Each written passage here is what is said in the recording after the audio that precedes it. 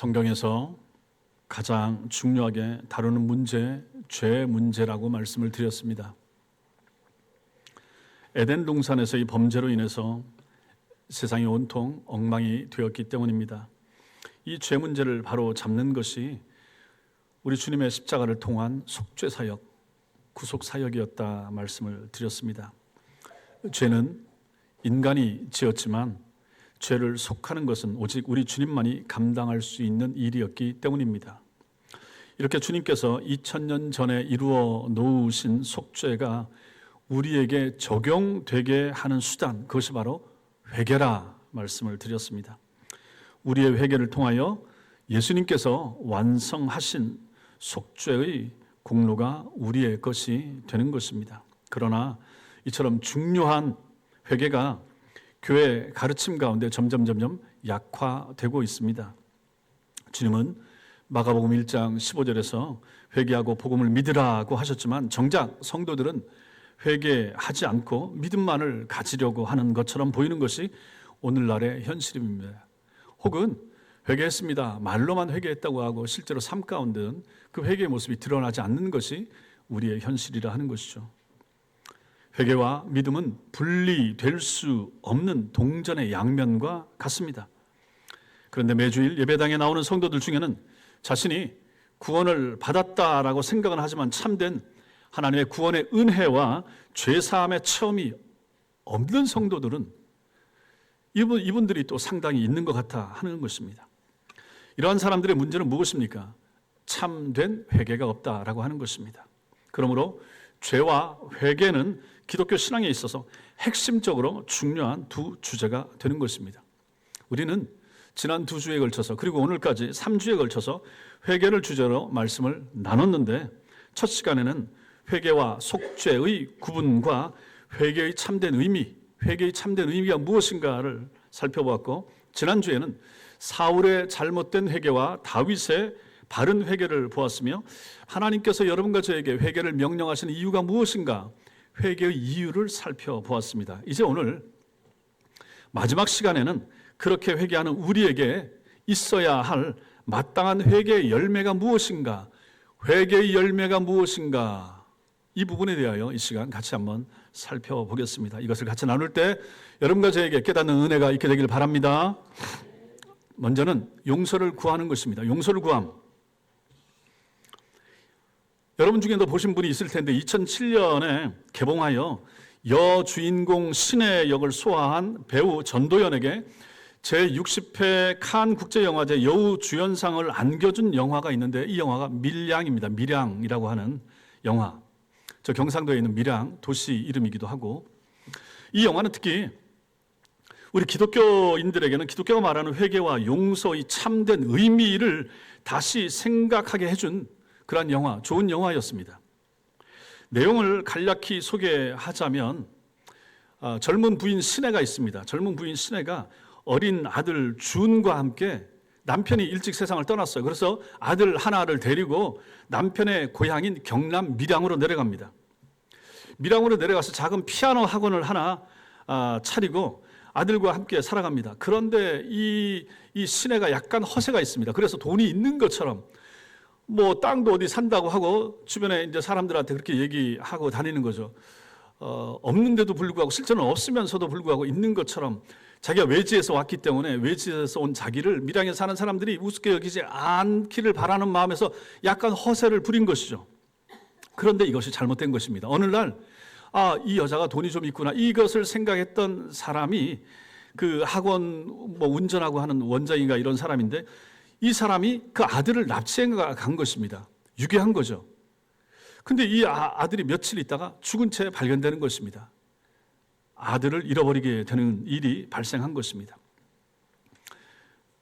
그런 내용들은 다 생략하고 아들을 잃어버리고 나서 이걸 추스려야 되는데 이제 주위의 사람들과 함께 회복하게 되는데 교회를 나가게 됩니다.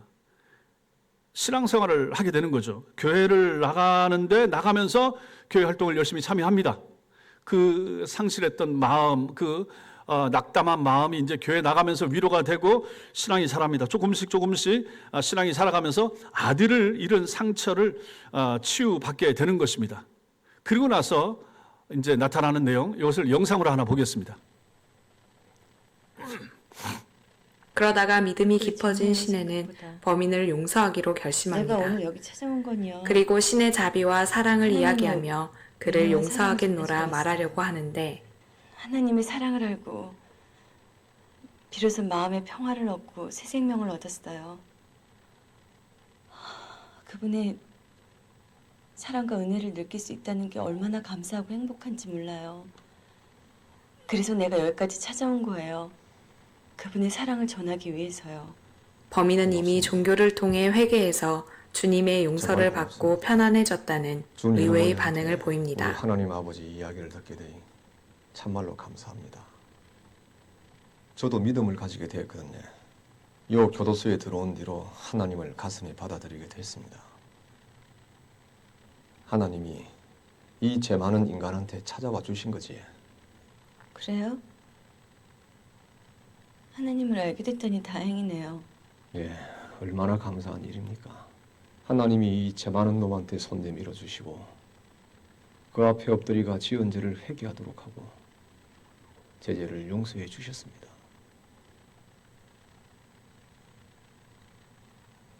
하나님이 죄를 용서해 주셨다고요? 눈물로 회개하고 용서받았습니다. 그러고 나서부터 마음의 평화를 얻었습니다. 아침에 일어나자마자 기도하고 하루하루가 얼마나 감사한지 모릅니다. 하나님한테 회개하고 용서받으니 이래 편합니다, 내 마음이. 요새는 기도로 눈 뜨고 기도로 눈 감습니다. 주의 어머니를 위해서도 항상 기도합니다. 죽을 때까지 할 겁니다. 자, 여기까지만 들으면 얼마나 아름답습니까? 아름다운 한편의 간증을 대하는 것 같지 않습니까? 신앙을 갖게 되면서 자기 아들을 죽인 저 남자를 용서할 마음이 생기게 되었고 그 마음을 가지고 교도소를 찾아가서 면회하고 살인범을 앞에 두고 아들을 죽인 살인범을 앞에 두고 내가 이제 당신 용서하러 왔느라 신앙생활을 하고 하나님 만났습니다. 용서하러 왔느라 라고 얘기를 하고 있는데 저 안에 있는 저 남자도 말을 하죠. 그러시냐고. 저도 여기서 하나님 만났다고. 여기서 신앙생활을 하고 있고 나도 하나님 앞에 기도하고 했더니 하나님이 내 죄를 용서해 주셔서 이제 마음이 평안하고 하루하루 하나님의 은혜 가운데 살고 있습니다. 이 얘기를 하고 있는 거죠. 아들을 잃은 엄마도 신앙을 갖게 되었고 살인자도 감옥에서 하나님을 만나 회심하게 되었으니까 너무 감동적인 이야기 같습니다. 그러나 면회를 마치고 돌아간 이 신의 이 여자 주인공이 달라지게 되는 것입니다. 다른 사람이 되는 거죠. 엉뚱한 짓을 하게 되는 것입니다. 그것을 또 한번 보겠습니다. 이 가련한 영혼에게 구원의 손길을 주시고 죄인을 진정으로 용서할 수 있는 믿음을 용서를 허락해 해요? 주시옵소서. 어떻게 용서를 해요? 그 인간 이미 용서받았대 하나님한테. 그래서 마음의 평화를 얻었대요. 아이고 와 이러노 목사님 기도 중에. 그래 하나님이 용서하셨으니까네 이 선생도 용서해야지. 이미 용서를 얻었는데 내가 어떻게 다시 용서를 해요? 내가 그 인간을 용서하기도 전에 어떻게 하나님이 먼저 용서할 수 있어요? 왜? 네. 성도 여러분, 여기서 여러분과 제가 우리가 생각할 것이 무엇입니까? 우리를 용서해 주는 대상이 하나님이십니까? 아니면 사람입니까? 아니면 둘 다입니까? 하나님께 회개하고 용서받으면 그것으로 충분합니까? 만약 용서를 구했음에도 피해자가 용서해 주지 않으면 그럼 어떻게 되는 것입니까? 여기에 대한 답을 우리가 정확히 가지고 있는 것이 필요하다 하는 것이죠. 이 부분에 대한 무지함, 그것이 우리가 정상적인 신자의 삶을 살지 못하게 만드는 요소가 되는 것입니다. 이러한 경우에도 성경은 분명하게 우리에게 답을 주고 있는 것입니다. 만일 누군가에게 죄를 지었다면 하나님뿐만 아니라 그 당사자에게도 가서 자기가 죄를 지었노라고 고백해야 한다고 성경은 분명하게 얘기를 해주고 있는 것입니다. 감옥에 있었던 살인범은 그게 없었던 것이고요. 하나님께만 잘못했다고 하고 하나님께만 용서받았다고 하고 저 피해자가 찾아오니까 그제서야 얘기하는 것이지 저 피해자한테 자기가 뭐 편지를 보낸다든지 무슨 그런 조치는 취하지 않은 거죠. 그럼에도 불구하고 자기는 감옥에서 평안을 누리고 있다라고 말하는 것입니다. 누가복음 15장에는 탕자의 비유가 나옵니다. 여기서 둘째 아들은 아버지의 의도와는 달리 자신에게 재산을 나누어 준 아버지를 떠나서 아버지를 버린 거죠. 집 나간 거죠. 자기 거 챙겨서 허랑방탕하게 나가서 살아가면서 아버지에게 죄를 짓습니다. 아버지의 상처를 준 거죠. 그러다가 마침내 재산을 다 잃어버리고 먹을 것도 없고 머물 것도 없어지자 집으로 돌아오게 됩니다.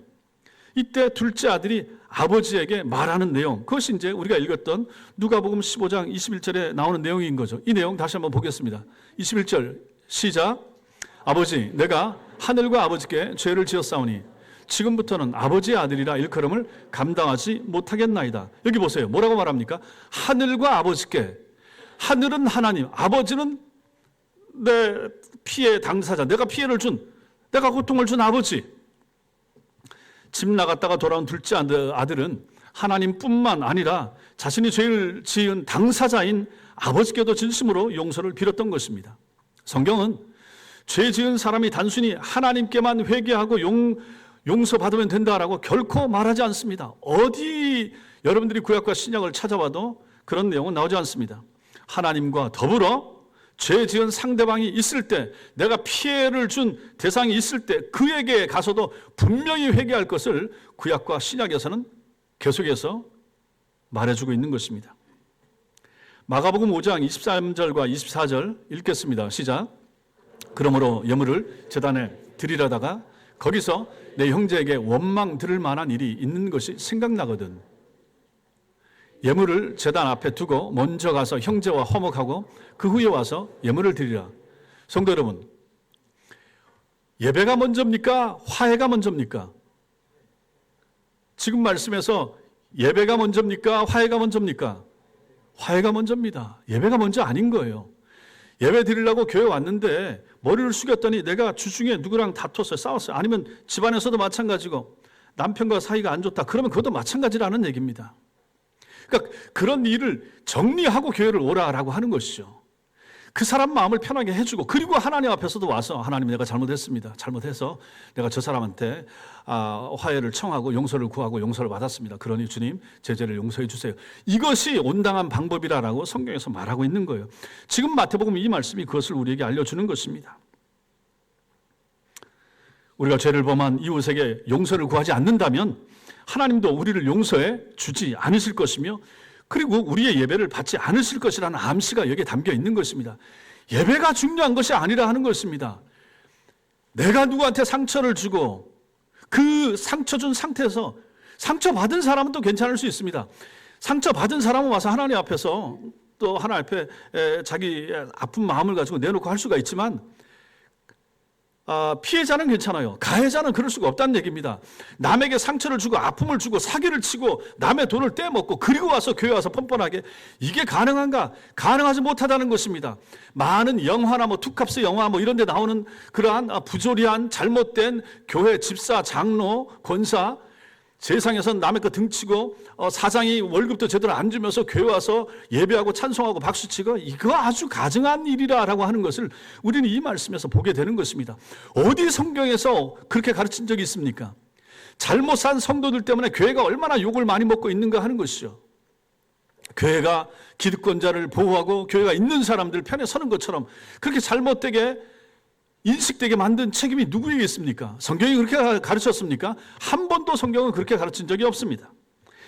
잘못 배운 성도들이, 또 바르게 배운 성도들이 나가서 잘못된 방향으로 살아서 성경을, 교회를 욕먹게 만들고 있는 거 아니겠습니까? 영화 밀양에서 감옥 안에 살인범이 피해자에게 먼저 용서를 구한 적이 없었기 때문에 그가 받았다고 하는 하나님의 용서도 참된 용서 아닌 것이죠. 그가 감옥에서 누린 평안, 하늘에서 내린 평안이 아닌 것입니다. 자기 속에서 스스로 만들어낸 그런 위선적인 가짜 평안이고 가짜 행복인 것이지 그런 거 없다 하는 것입니다. 또한 주님은 자신이 행한 악을 선한 행실인 제사를 통해서 좀 전에 나왔던 말씀처럼 제사를 통해서 대신해 보려고 하는 그런 의도, 그것도 잘못됐다.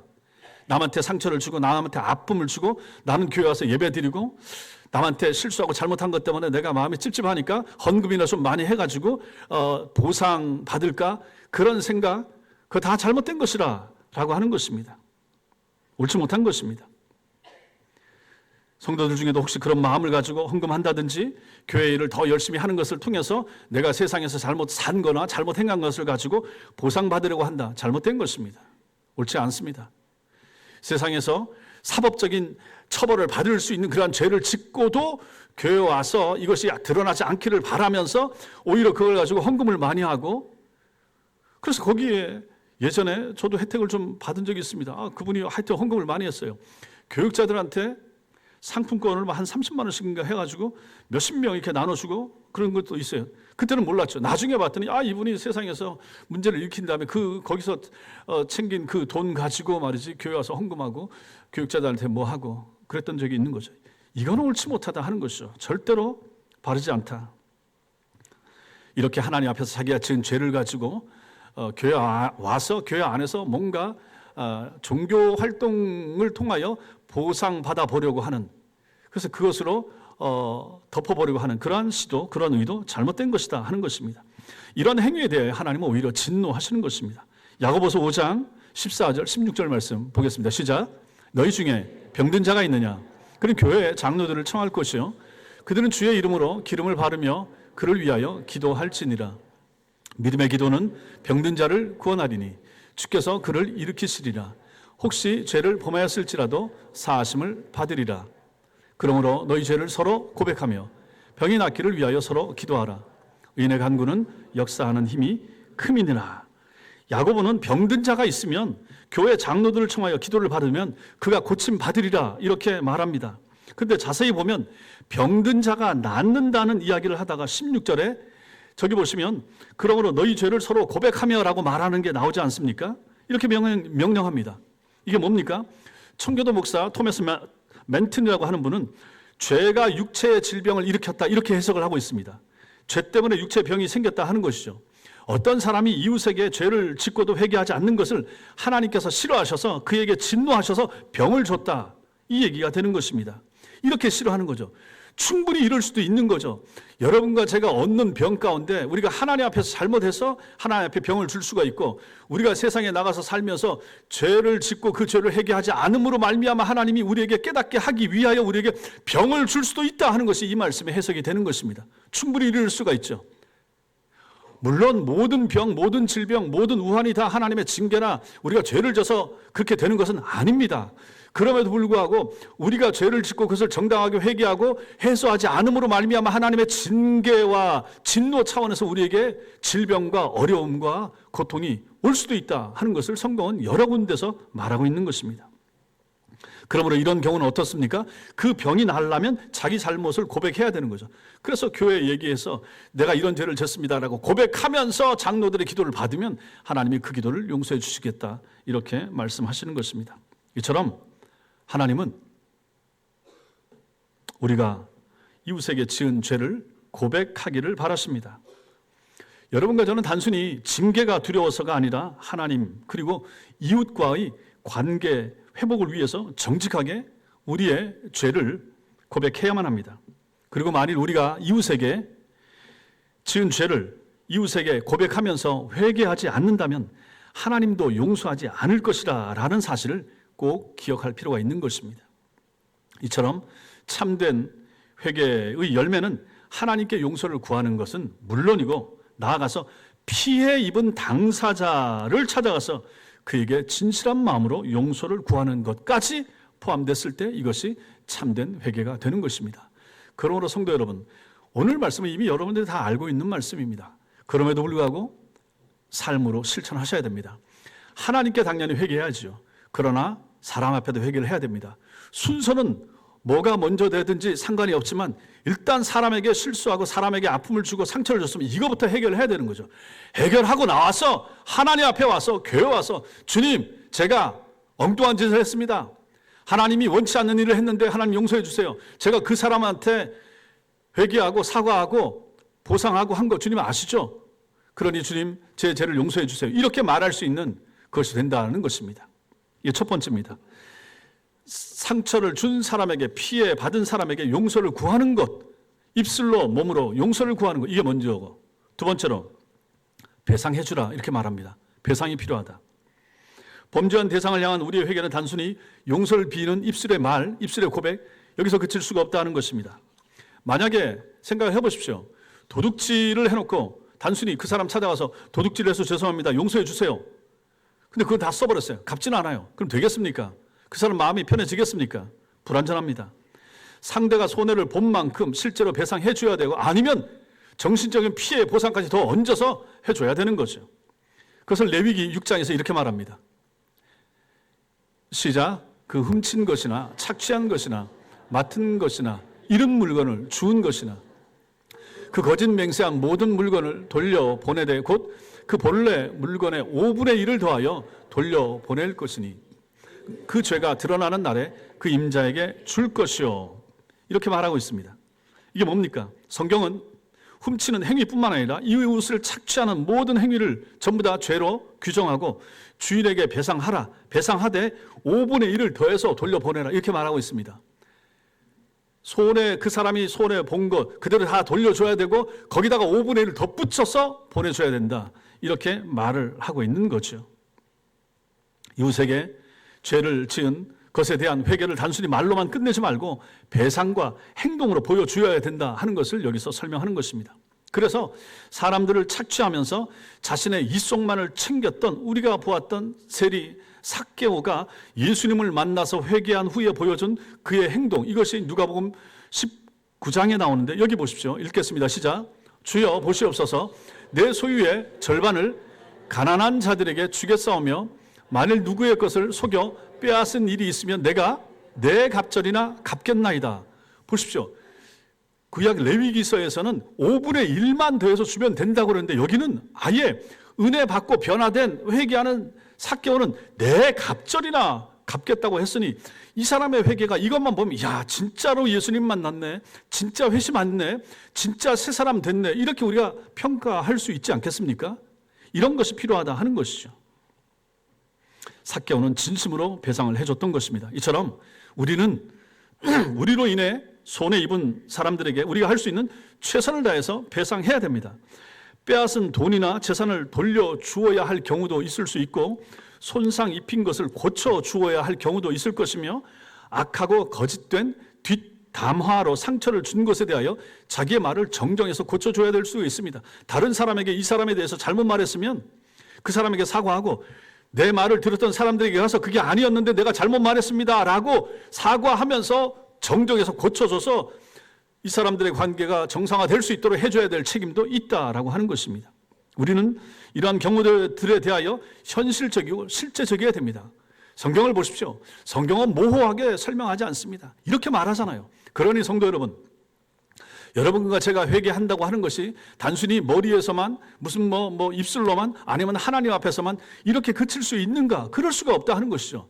상처 줬으면 상처 준 것에 대해 진심을 다하여 그 사람을 찾아가서 만나서 얘기를 하고, 손해 입힌 것에 대하여 배상해주고 보상해주고 그 이상 해줘야 그 사람이 그 우리의 진심을 알아듣게 되고 받아들이게 될 거 아니겠습니까? 이 사람이 신자든지 불신자든지 상관없습니다. 꼭 교인들에게만 이렇게 하라는 것이 아닌 거예요. 하나님이 교인과 교인 사이의 문제만 보시고 교인과 불신자 사이의 문제는 안 봅니까? 그렇지 않은 거예요. 모든 세상에서 여러분과 저는 깨끗하게 정의롭게 거짓말하지 않고 온당하게 살아야 될 책임과 의무가 있는 사람들입니다. 하나님은 다 보십니다. 교회 안에서만 교인들에게만 잘해라, 성경은 그렇게 말하지 않습니다. 불신자들과의 관계에서도 마찬가지로 사기치지 말고 속이지 말고 저울을 속이지 말고 계량하는 컵을 속이지 말고 정당하게 하고 받을 것도 정당하게 받고, 성경은 구약과 신약에서 누누이 말하는데 신자들이 이런 삶을 안 사는 거예요. 그래서 여러분들의 그릇된 엉망인 삶으로 말미암아 교회와 하나님이, 성경이 욕을 먹는 거예요. 옳지 못하다 하는 것입니다. 자, 그런데 우리 편에서 이러한 최선을 다하는 노력을 다 했어요. 그랬음에도 불구하고 만약에 상대방이 나를 용서해 주지 않으면 그럴 때는 어떻게 해야 됩니까? 내가 그렇게 잘못했다고 하고 사과를 하고 용서를 구하고 뭐 하나님께도 마찬가지고 그렇게 했음에도 불구하고 상대방이 나를 안 받아준다. 그럼 그때는 어떻게 해야 됩니까? 상대방의 용서가 없음으로 인하여 우리가 하나님께 그러면 벌을 받게 될까요?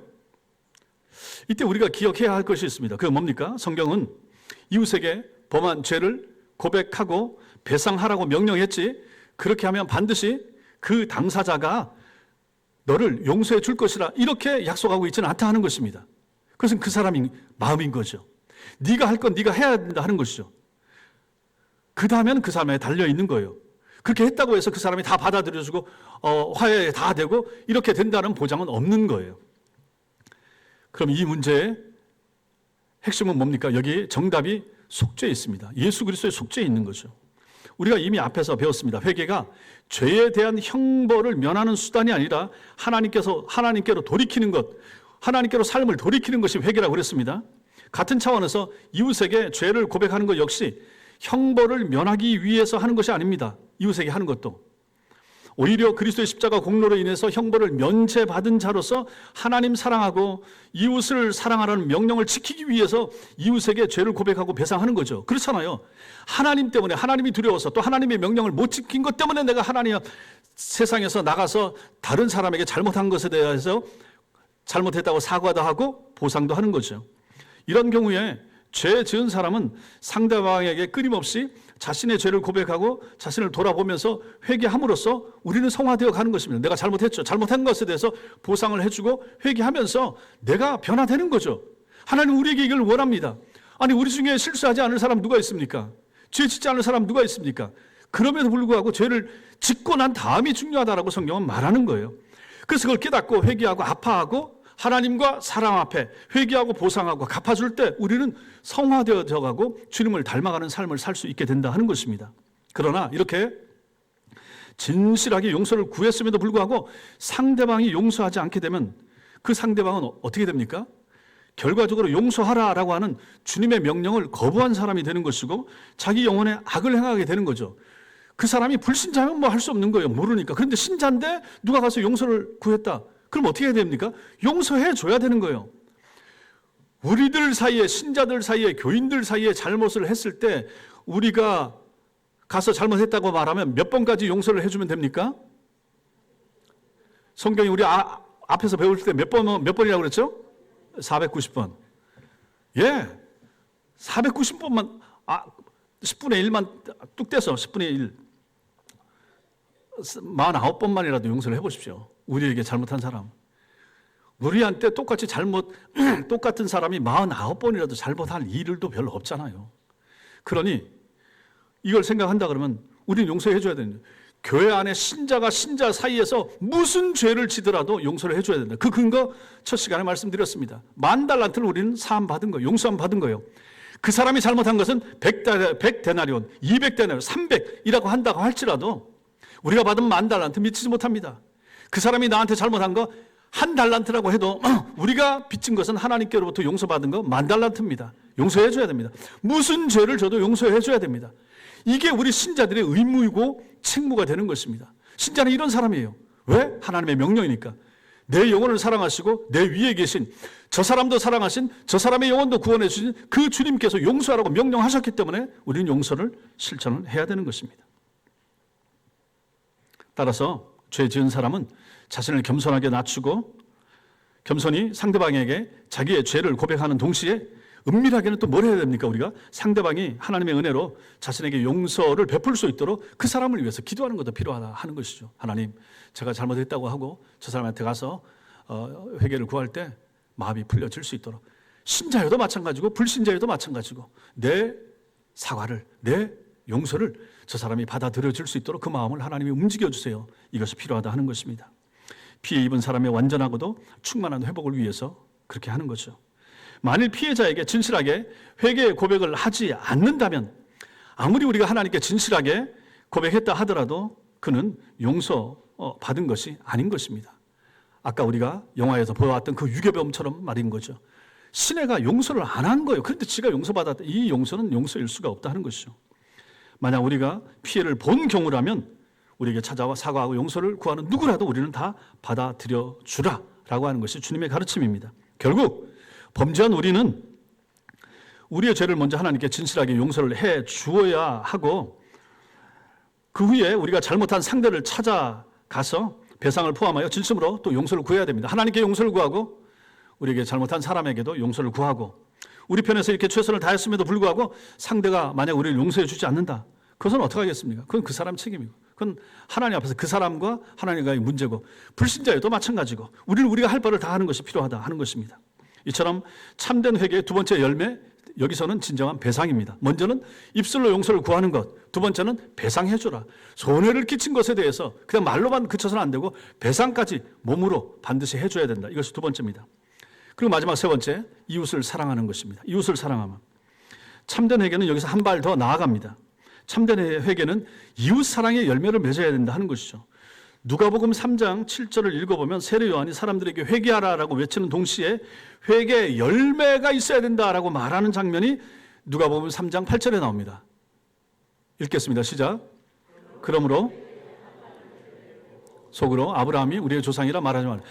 회개하는 것이 문제가 아니라 회개에 합당한 열매를 맺어야 된다라고 말하면서 세례 요한이 구체적으로 말하는 부분이 11절부터 14절까지 나오고 있습니다. 읽겠습니다. 시작.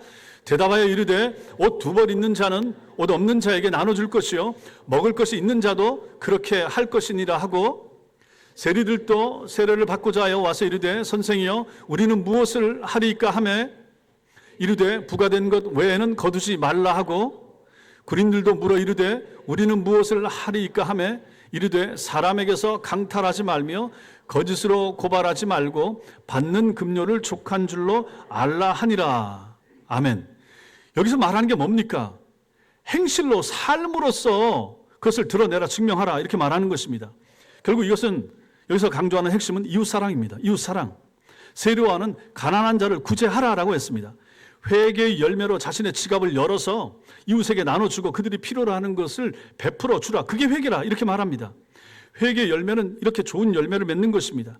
그 열매의 핵심이 이웃사랑입니다. 이웃을 사랑하라 하는 것이죠. 그것은 우리가 가지고 있는 욕심이나 물질들을 포기하거나 내려놓는 것을 포함하는 거죠. 회개의 열매는 자기만을 위해서 살던 삶의 모습들을 이렇게 포기하는 것입니다. 남의 것을 빼앗지 않는 것, 거짓됐던 삶을 버리는 것, 하나님이 주시는 것에 만족하는 것, 네 급료를 족한 줄로 알라. 이게 이제 성도의 삶을 향한 하나님의 명령이 된다 하는 것입니다. 회개한 사람은 이렇게 살아야 된다 하는 것이죠. 이게 이웃사랑의 모습이 되는 것입니다. 이것은 결국 하나님께로 돌이키는 회개의 본질을 우리에게 말해줍니다. 하나님은 우리가 과연 참으로 회개했는가를 판단을 하실 때 우리가 다른 사람을 용서해 주기 위해서 우리의 자존심을 죽일 수 있는가, 그 자존심을 죽이는가, 이걸 보십니다. 우리가 우리 자존심을 죽이지 않고 저 사람을 용서했다라고 하면 이게 참된 용서가 될 수가 없는 거죠. 나는 내 자존심 때문에 그러고 싶지 않지만 하나님이 명령하시니까 내 자존심을 내려놓고 그 사람 찾아가서 먼저 화해를 청하고 먼저 손을 내밀고, 이게 필요하다 하는 것입니다. 또한 우리가 과연 돈을 섬기지 않고 하나님을 섬기는가를 하나님이 판단하실 때 우리가 가난한 자를 돕는가, 이걸 보시는 것이죠. 물론 이것을 우리가 구제를 한다든지 주변에 있는 불우이웃을 돕는 것, 이런 모습으로 나타나는 것이죠. 그리고 교회 안에서 헌금으로 나타나는 거죠.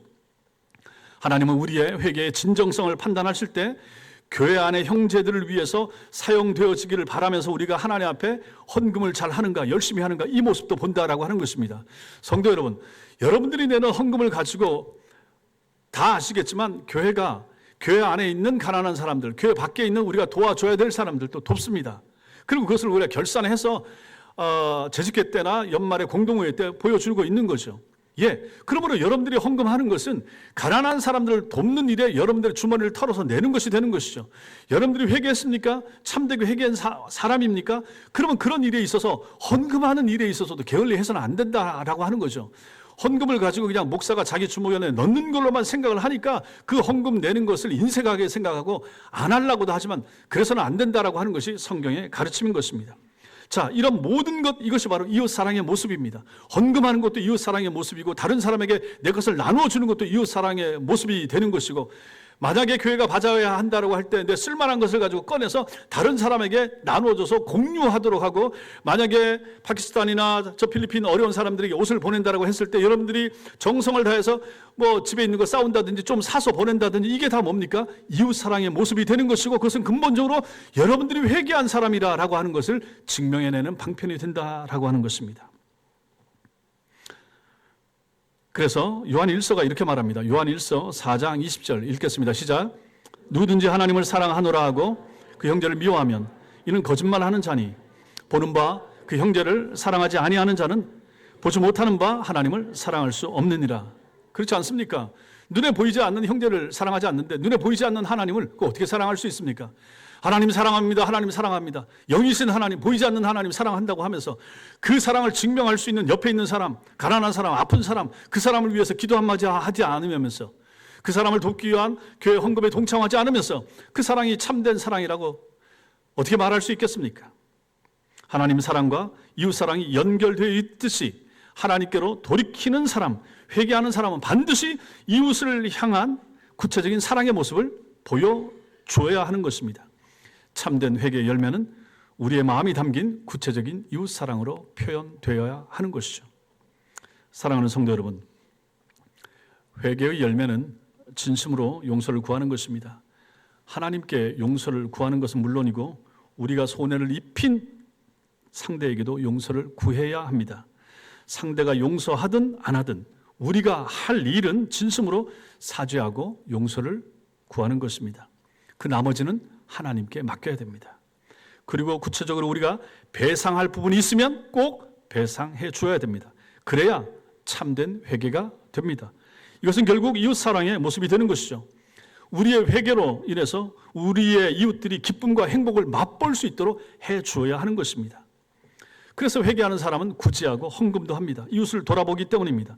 하나님은 이렇게 우리에게 구체화된 회개의 모습을 요구하십니다. 이렇게 3주에 걸친 회개에 대한 설교를 통해서 내리는 결론이 무엇입니까? 회개는 하나님이 아닌 다른 것을 사랑하던 사람이 하나님을 사랑하기 시작하는 것, 이것이 바로 회개한 사람의 모습입니다. 세상을 사랑하고 세상에 속한 것을 사랑하던 사람이 돌이켜서 하나님을 사랑하게 될 때 이 사람 회개하는 것이죠.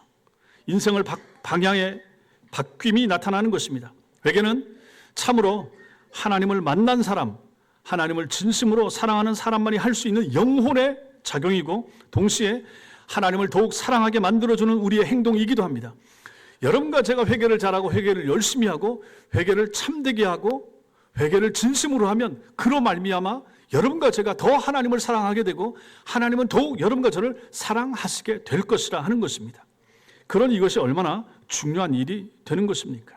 그러므로 우리는 매일 회개하고 자신을 돌이키며 사셔야 됩니다. 여러분과 제가 회개하는 삶을 매일매일 하셔야 됩니다. 하나님께로 돌이키는 거죠. 하나님을 더 의지하는 거죠. 하나님께 더 마음을 쏟는 거죠. 이게 다 회개입니다. 그 구체적인 방법 중에 하나가 회개로 기도하는 거죠. 이걸 잘못했습니다. 구체적으로 말하는 거죠. 삶 전체가 다 회개하셔야 됩니다. 매일매일 우리는 회개하는 삶입니다. 죄 많은 세상 가운데서 죄가 우리의 몸에, 우리의 마음에, 영혼에 안 묻을 수가 없습니다. 그래서 여러분과 저에게는 회개가 필요한 것입니다. 하나님은 회개를 기다리십니다. 회개를 기뻐하십니다. 하나님 앞에도 마찬가지고 우리 형제와 자매들 앞에서도 마찬가지죠. 이런 회개가 여러분과 저에게 있게 되길 바랍니다. 항상 하나님을 향하여 집중하고 하나님께 마음을 쏟아놓고 하나님께로 집중하는 생애와 삶이 여러분과 저에게 있기를, 그래서 우리의 영혼도 기쁘고 우리 주변에 있는 사람들도 나로 말미암아 기쁨을 누리게 되고 행복을 누리게 되고 하나님도 우리의 삶을 통하여 영광을 받으시는 그런 은혜가 여러분과 저에게, 우리 교회에 충만하시기를 주님의 이름으로 축원합니다. 기도하겠습니다.